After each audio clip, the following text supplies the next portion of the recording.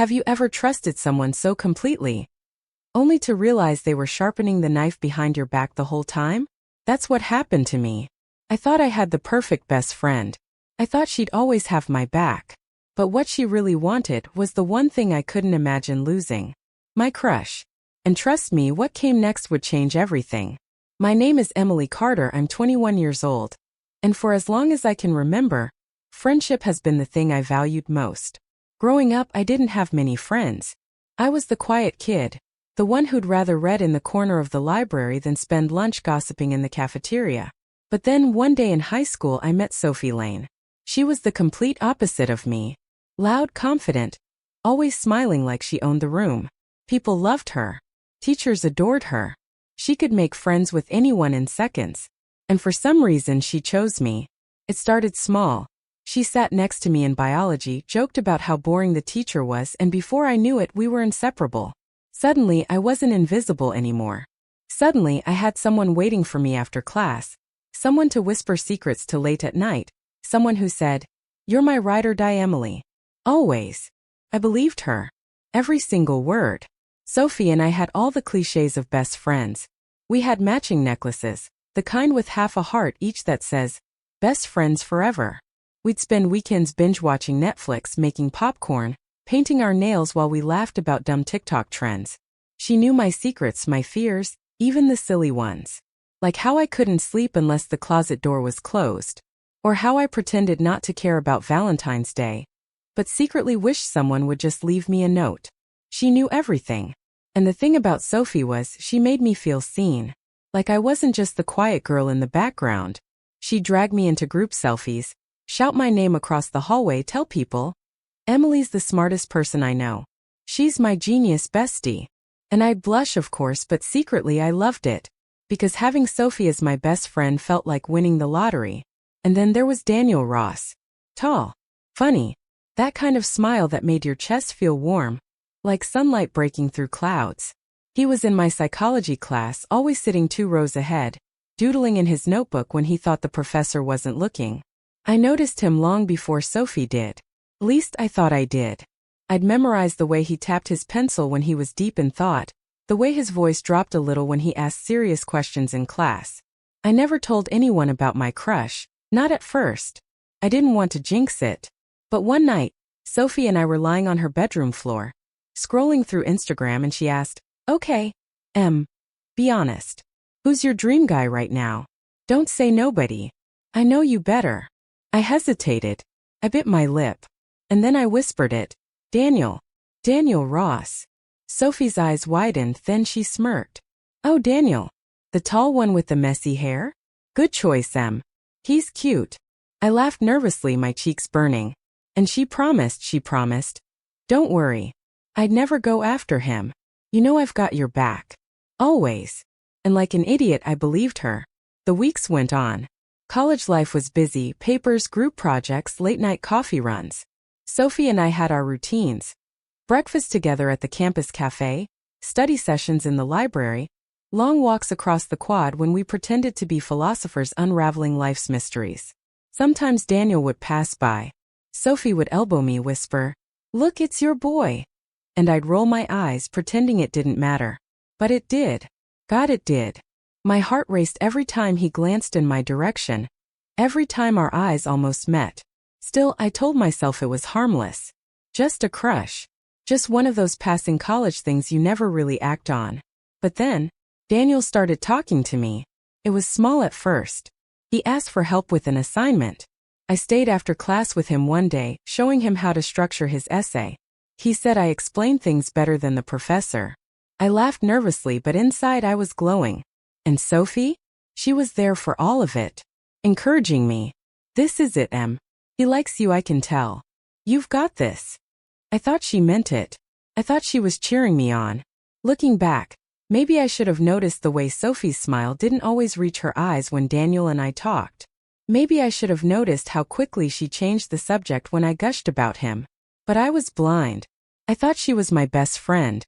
I thought best friends don't betray each other. The first time I saw the red flag was subtle. We were at a party, one of those crowded college house parties with too loud music and people spilling drinks on the carpet. Daniel showed up. I was nervous, clinging to Sophie's arm, whispering that maybe I should just go home. But Sophie shoved me forward, laughing. Go say hi. Don't chicken out now. I did. Daniel and I ended up talking in the corner for a while. About classes, music, the kind of small talk that somehow felt bigger. I remember smiling so hard my cheeks hurt. But when I turned around, Sophie wasn't across the room like I expected. She was right there, standing next to Daniel, laughing at his jokes, leaning in just a little too close. And I felt something twist in my chest, something I couldn't explain, because for the first time, I wondered if Sophie really meant it when she said she'd never go after him. The morning after that party, I told myself I was overthinking. Sophie was just being Sophie, friendly, bubbly, the life of the room. Of course she'd laugh at Daniel's jokes. Of course she'd lean in close when she talked. That's just how she was. But a small part of me, the part that remembered her promise, I'd never go after him, felt uneasy. I tried to shake it off. I told myself she'd never hurt me like that. She couldn't. We were best friends. At least that's what I kept repeating to myself. The next week, little things started to change. Subtle things. Sophie would accidentally bump into Daniel outside class. She'd wave dramatically, shout his name across the quad, drag me along when I clearly wanted to hide. Don't be shy, Em, she teased, tugging my sleeve as we walked toward him. He's just a guy. But the way she said it, it wasn't encouraging anymore. It was mocking. Like she knew I was nervous and wanted to put me on the spot. Sometimes she'd make jokes that cut deeper than I think she realized. Like when Daniel complimented my notes and Sophie chimed in. See? She's a nerd, Daniel. Total brainiac. She probably has your whole schedule memorized already. Everyone laughed, including Daniel. And I forced myself to laugh too. But inside I felt my stomach sink. One afternoon, I stayed after psych class again to help Daniel. Sophie wasn't there this time, thank God. He leaned back in his chair, tapping his pen against the desk. You know, Emily, you make this stuff seem easy. I swear you should be the professor instead. I laughed, brushing hair out of my face. I just study a lot, I guess. It's not that hard once you break it down. He smiled at me then. Not the polite smile you give someone in passing. A real smile.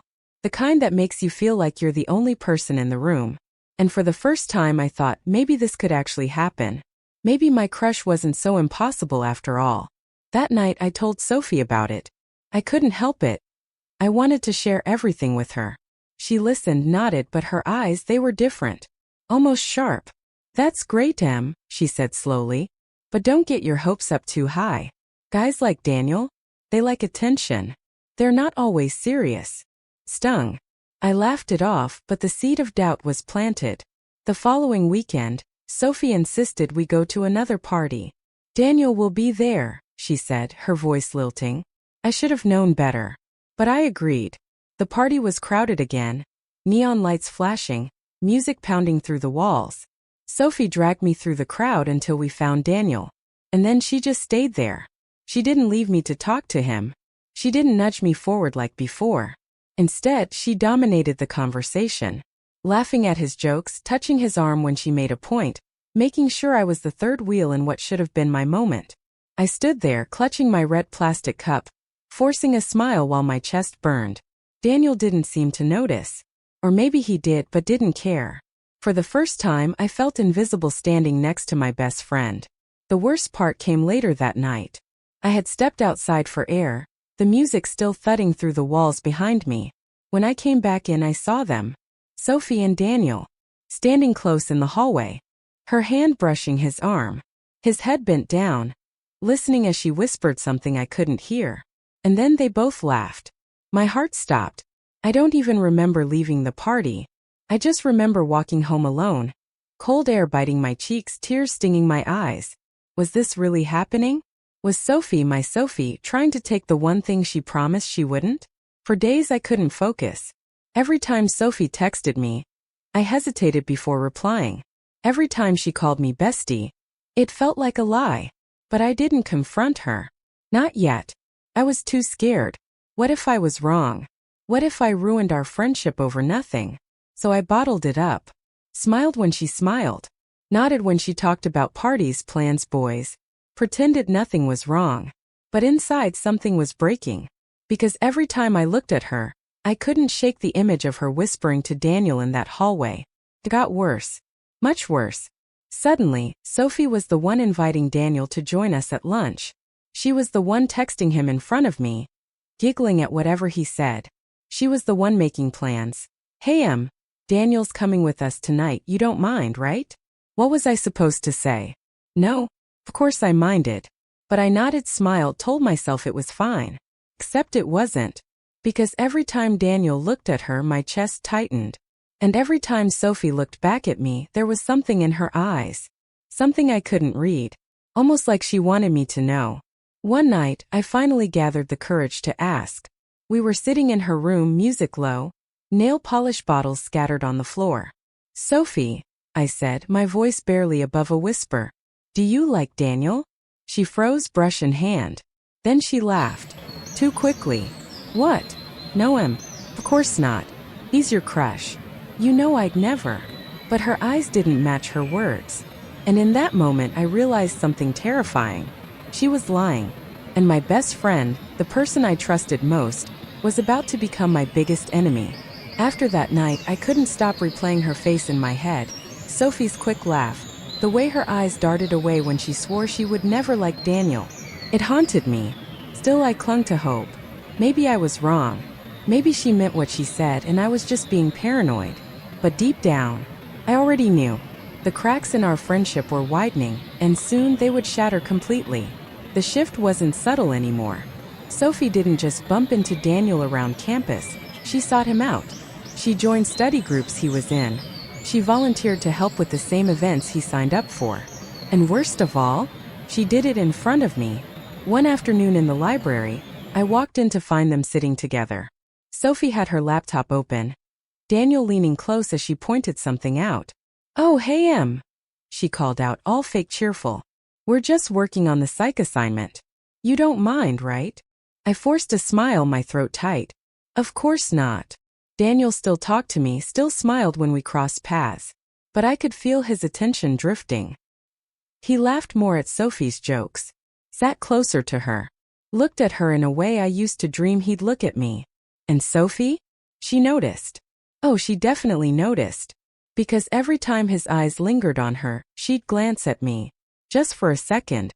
A flicker of triumph in her gaze. It was like she wanted me to see. Like she enjoyed my pain. Our best friend routine started falling apart. She'd cancel movie nights last minute, saying she was too busy. Only for me to find out later she'd been out with Daniel. She stopped answering my texts as quickly. Stopped confiding in me. But whenever I tried to pull away, she reeled me back in. Don't be silly, You're my bestie. Always. Always. That word felt like poison now. The breaking point came at another party. I hadn't wanted to go, but Sophie insisted. Come on, it'll be fun. Daniel's gonna be there. The way she said his name, it wasn't casual anymore. It was deliberate. Almost possessive. I should have stayed home. I should have trusted my gut. But I didn't. So there I was, standing in the crowded living room, music pounding, trying to hold it together while Sophie practically glued herself to Daniel's side. I watched as she laughed too loud at his stories, touched his shoulder every chance she got, leaned close enough that her hair brushed against him. And the worst part? He didn't pull away. At one point, Sophie pulled me over. Come take a picture with us.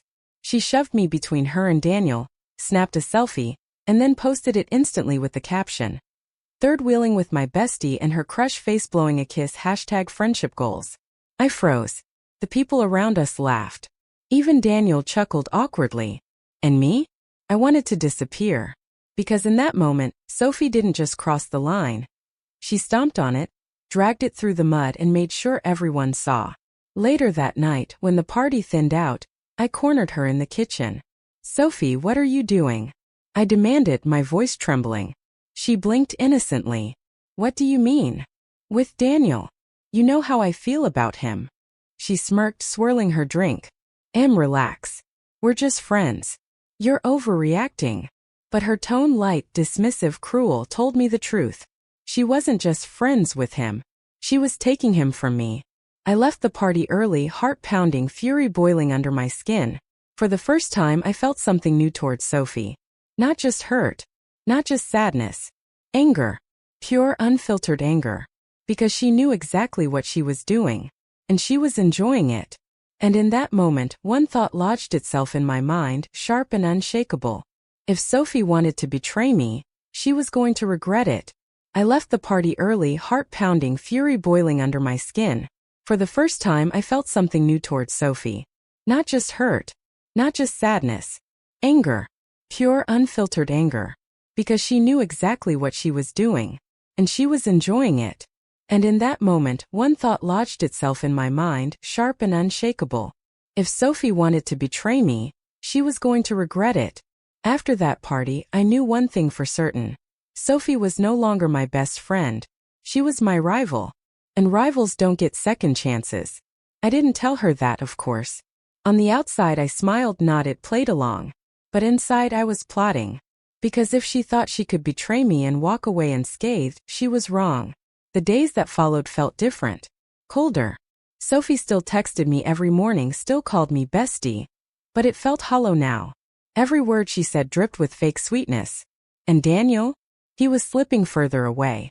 He sat with Sophie at lunch now. Walked her to class. Even skipped a study session with me because Sophie already helped him. That one stung. Sophie wasn't even good at psychology. I had spent hours tutoring Daniel. And now she was taking the credit. But I smiled. Pretended it didn't bother me. Because I knew, anger shown too soon is wasted. If I wanted revenge, I had to be patient. It wasn't enough for Sophie to steal his attention. No, she had to flaunt it. She'd gush about Daniel when we were alone. He's so funny, Em. You wouldn't believe what he said yesterday. Or worse, she'd casually drop. Daniel and I studied together last night.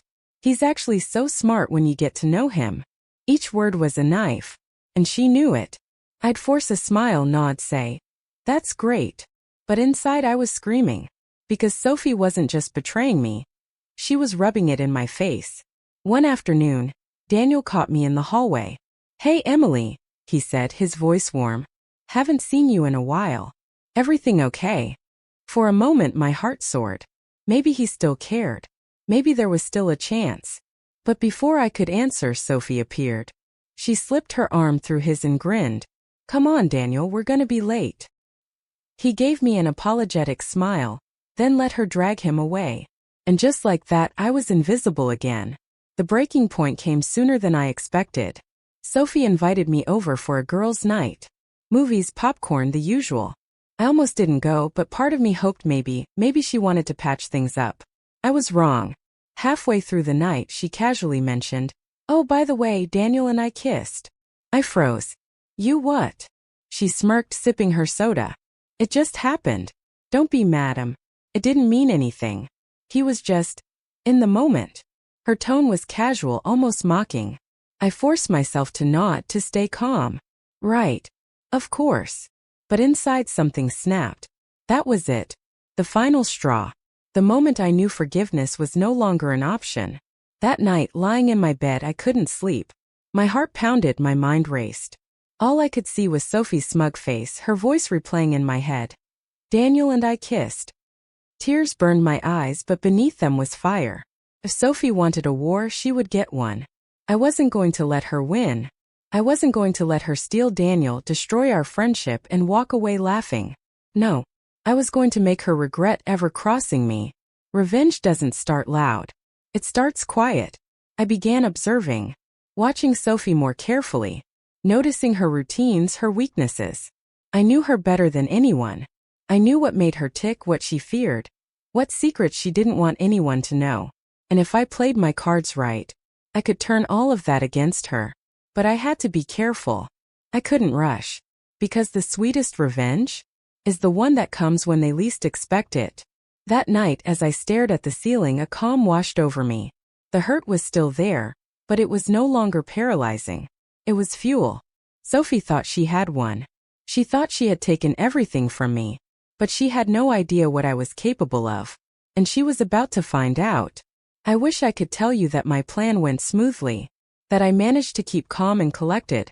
Watching from the sidelines as Chloe tangled herself deeper in her web of lies. But the truth? It was messy. Emotional.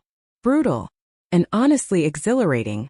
Because when you're betrayed by the person you trusted most, every move you make is powered by something darker than anger. It's powered by revenge. Ethan had asked Chloe out on Friday night. She couldn't stop bragging about it at school. "We're going to this cute little Italian place downtown," she said, tossing her hair like some movie star. I forced a smile. Wow, sounds romantic. Inside though, I was already 2 steps ahead. See, Chloe thought she was clever keeping Ethan away from me. But she didn't realize I'd found out where they were going. Friday night, I walked into that same Italian restaurant, head held high, wearing my new dress. Not to confront them, not yet, but to plant the seed. To let Ethan see me in my element. Independent.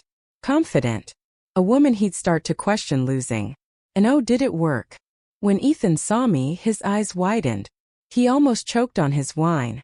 "Oh hey, didn't expect to see you here," he said awkwardly. Chloe's smile froze. "Yeah, weird coincidence, huh?" I just smirked. What can I say? I love pasta. Over the next week, I started dropping tiny truths, just enough to make Ethan's perfect image of Chloe crack. At lunch, I'd mention casually, "It's funny how Chloe always says she doesn't like guys who play soccer. But isn't that your favorite sport?" Ethan frowned. "She said that." Another time, when Chloe claimed she hated gossip, I laughed. "That's strange. Remember last year when she spread that rumor about Mrs. Carter dating the gym coach? She told everyone." Every word I spoke was laced with truth, but framed in a way that made Ethan notice the inconsistencies. And soon he did. Chloe, of course, noticed something was off. Ethan wasn't as affectionate. He asked more questions. He seemed distracted. One afternoon, she cornered me by my locker. "What are you doing?" she hissed. I raised an eyebrow. "What do you mean?" "Don't play dumb. You're trying to sabotage me." I leaned in close, lowering my voice. "Oh, Chloe, I don't have to sabotage you. You're doing that all by yourself." Her face turned pale. The final straw came at Ethan's soccer game. Chloe showed up late, dressed in her usual look-at-me outfit, barely paying attention. Meanwhile, I was in the stands cheering him on, actually caring. After the game, Ethan walked past Chloe without even hugging her. Instead, he came straight to me. "You were amazing," I said, beaming. He smiled back. "Thanks. It really means a lot that you came." Chloe's jaw clenched so tight I thought she'd break her teeth. That was the moment I knew. Her throne was crumbling. Her lies were catching up. Soon, Ethan would see her for who she really was. The sweetest revenge isn't explosive. It's not about screaming or throwing punches. No, the sweetest revenge is quiet, subtle. It's when the person who betrayed you starts destroying themselves. And all you have to do is let it happen. There's a moment in every revenge story where the mask finally slips. Where the lies, the manipulation, the pretending, all of it comes crashing down. For Chloe, that moment was coming faster than she could even realize. And for me? I wasn't just waiting for it. I was preparing it. Ethan started asking questions. Not to me directly at first, but I heard from others. Chloe said she never went to that party last summer. But didn't she post pictures from it? She told me she hates spicy food, but last week she ordered extra hot wings. Little contradictions. Little lies. They started to pile up like bricks on Chloe's shoulders. And I knew sooner or later, Ethan wouldn't just wonder. He'd demand answers. It happened on a Wednesday evening. We were all at the coffee shop after school. Chloe was sitting close to Ethan, acting like the perfect girlfriend. She giggled too loudly, touched his arm too often. Then Ethan asked casually, "Hey, Chloe, didn't you say your parents were out of town last weekend?" "Yeah, why?" she replied quickly. "Weird. Because I ran into your mom at the store on Saturday." The silence that followed was deafening. Chloe froze. Her face went red. She stammered some excuse about her mom coming home early, but Ethan's eyes narrowed. He wasn't buying it. I sipped my coffee, hiding my smirk. After Chloe left the table to take a call, Ethan turned to me. "Does Chloe lie a lot?" he asked quietly. I tilted my head, pretending to think. "I wouldn't say a lot. But sometimes Chloe likes to twist things to make herself look better. You know how she is." I didn't need to say more. Ethan knew exactly what I meant. 2 days later, it finally exploded. Ethan called Chloe out in front of everyone after class. "Why do you keep lying to me?" he demanded, his voice sharp. "What are you talking about?" "I don't lie," Chloe snapped back. "Really? Because you said you didn't know Mia liked me." "But she told me she confessed to you months ago." The crowd gasped. My heart raced. This was it. The truth was clawing its way out. Chloe's eyes darted to me, wide with panic. "She's lying. She's making this up to steal you from me." But Ethan's face said it all. He didn't believe her. I stepped forward, my voice calm but steady. "I'm not lying, Chloe. You knew. And you used it against me." For the first time, Chloe had no words. No comeback. No fake smile. She just stood there, exposed, trembling as the weight of her betrayal settled on her shoulders. And Ethan turned away from her. In that moment, I realized something. Revenge isn't just about payback. It's about reclaiming the power someone tried to take from you. Chloe stole my crush. She stole my trust. But now? She had nothing. And I had everything back. When you spend years living in someone's shadow, you almost forget what it feels like to step into the light. For so long, Chloe had been the center of attention, the one with the spotlight, while I was just the quiet, loyal friend by her side. But now, things were different. Ethan had seen through her, and little by little, he was starting to see me. Chloe tried desperately to fix things. She cornered Ethan in the hallway, bombarded him with texts, even showed up at his practice uninvited. But Ethan wasn't having it. "I just need space," he told her coldly. Those 4 words cut her deeper than any scream could. Chloe didn't know how to handle rejection. Not when it came from someone she thought she controlled. And I stayed quiet. I didn't gloat. I didn't interfere. I let Ethan's silence do all the work. Meanwhile, Ethan started seeking me out more. First, just small things. "Hey, want to help me study for math? Do you want to grab lunch after practice?"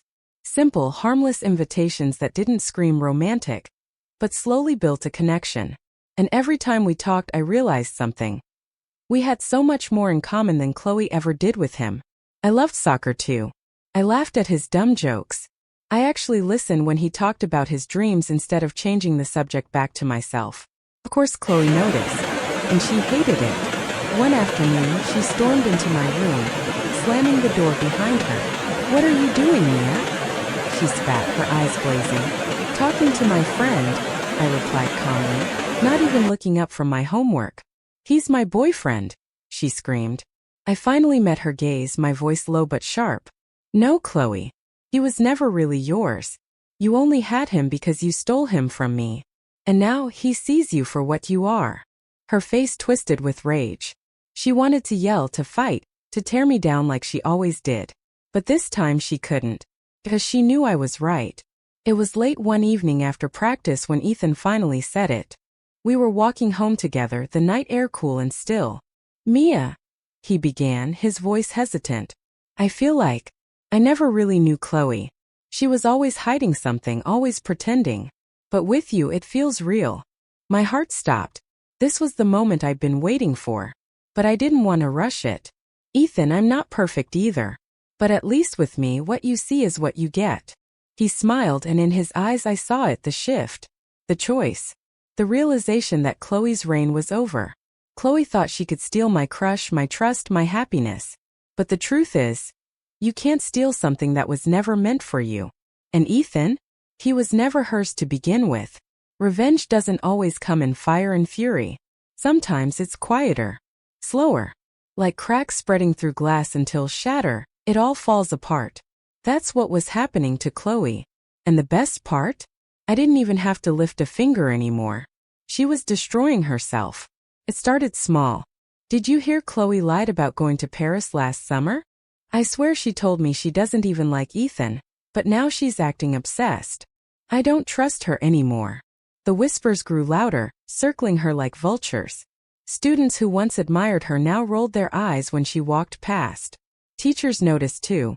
Her excuses, her dramatics, her constant need for attention. Her image was cracking, and everyone could see it. Chloe had always been the queen bee, surrounded by her little group of admirers. But one by one they started to drift. One afternoon at lunch, she sat down at our usual table only to find it full. Her own friends sitting there laughing without saving her a spot. "Hey, move over," Chloe demanded. But they just glanced at each other and said, "Sorry, it's full." The look on her face priceless. In her desperation, Chloe tried one last trick. She spread a rumor that I had been scheming to steal Ethan all along, painting herself as the victim. But instead of sympathy, people laughed. "Classic Chloe," they said. "Always twisting the story." Even Ethan confronted her. "Stop trying to make Mia look bad. Everyone sees through you now." His words hit her like a punch. For once, Chloe had no audience left to cheer for her lies. The real breaking point came at the school dance. Chloe showed up in her glittering dress, expecting to be the star of the night. But when Ethan walked in with me on his arm, all eyes shifted. She stood there, frozen, her painted smile trembling as whispers filled the room. She lost him. Mia looks so much happier with Ethan. Guess Chloe's finally done. She tried to act unfazed, but I could see it. The fear in her eyes, the realization that she was no longer untouchable. Chloe's downfall wasn't loud. It wasn't dramatic. It was slow, painful, and public. And for once, she was the one standing in the shadows. And me? I was finally free. Revenge is never just about payback. It's about balance. About taking back the pieces of yourself that someone tried to steal. By the time the school dance ended, Chloe was already unraveling. But the true climax, the final twist of the knife, was yet to come. And I'll be honest, it was delicious. The following week, Ethan asked me to meet him by the bleachers after practice. My heart raced the entire walk there.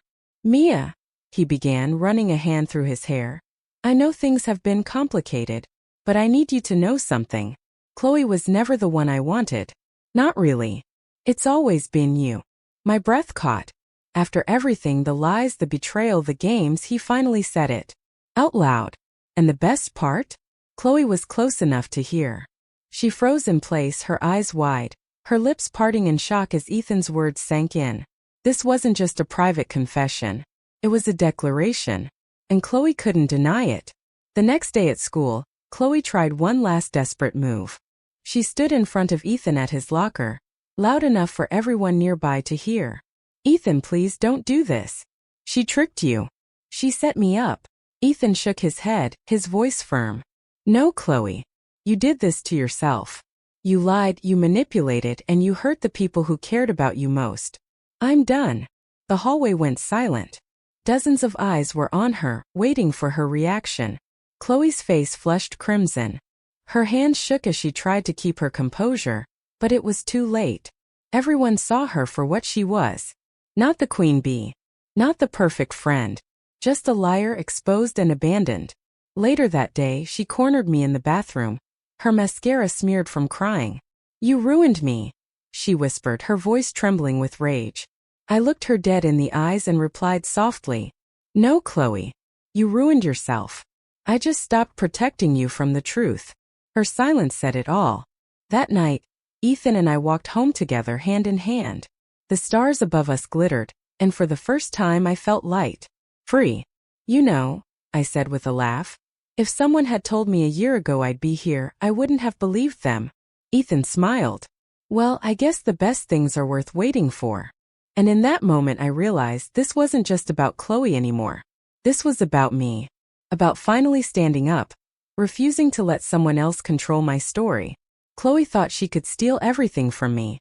But in the end, she lost it all. And I didn't just get Ethan. I got my voice back. My confidence. My power. And that was the sweetest revenge of all. Looking back, it's strange how something as simple as a crush could change everything. It wasn't really about Ethan, not completely. It was about trust, friendship, loyalty, and what happens when someone you love shatters all of that for their own selfish gain. Chloe thought she was unstoppable. She thought she could lie, manipulate, and take whatever she wanted. But the truth always has a way of surfacing. And when it did, she lost not just Ethan, but everyone's respect. In the weeks that followed, things calmed down. Ethan and I grew closer, slowly but genuinely. We weren't rushing into some fairy tale. Instead, we built something real. Honest. As for Chloe, she faded into the background. No more queen bee. No more power. Just another face in the crowd. And maybe that was her real punishment, being forgotten. But here's what I learned. Betrayal hurts. Deeply. But revenge isn't about screaming or destroying someone. It's about reclaiming your own strength. Showing that no matter what they try to take from you, you can rise above it. And when you do, the satisfaction doesn't come from their downfall. It comes from your rise. So now I want to ask you, have you ever been betrayed by someone you trusted most? How did you handle it? Did you seek revenge? Or did you walk away stronger? Tell me your story in the comments. I'm reading every single one. This was my story. A story of betrayal, heartbreak, and sweet, undeniable revenge. And maybe, just maybe, it's also a reminder. Be careful who you trust. Because sometimes, your best friend can be your worst enemy.